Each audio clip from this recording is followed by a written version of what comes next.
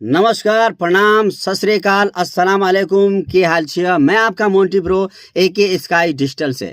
या दोस्तों, भोजपुरी के रउआ लोग अगर गायक ही जा तो रउआ लोग खातिर एक खास वीडियो बन के आए वाला बा।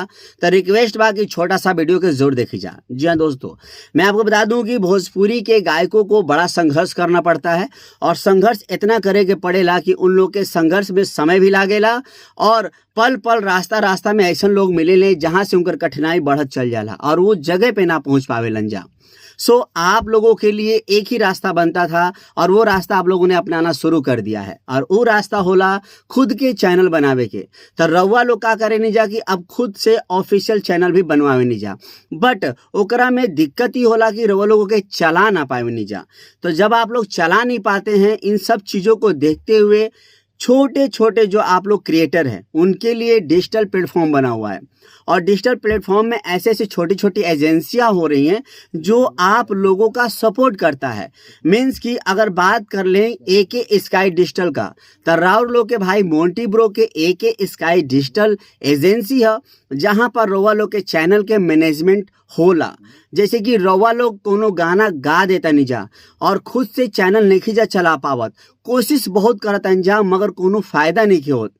फायदा मीन्स कि ओकर व्यूज नहीं के आवत, अच्छा थंबनेल नहीं के बन पावत, आप लोग ट्रेडिंग टॉपिक को ढूंढ नहीं पा रहे हैं और कि आपको किस पे गाना गाना चाहिए, आप लोग पॉपुलर कीवर्ड नहीं लगा सकते हैं, आपको एल्गोरिदम का नॉलेज नहीं है कि किस तरीके से चैनल्स के आप अपने खुद के चैनल को सजेस्ट कर पाए। तो ऐसे में हम रउआ लोग खातिर एके स्काई डिजिटल खोले बनी जहां पर हम मैनेजमेंट करी ना। तो रउआ लोग का अगर ऑफिशियल चैनल चलावे के बा बढ़िया तरीके से और अच्छा से अच्छा कंटेंट और सस्ता से सस्ता करके डाले के बा, तो रउआ लोग एके स्काई डिजिटल के मोंटी ब्रो से संपर्क कर सकी नहीं जा।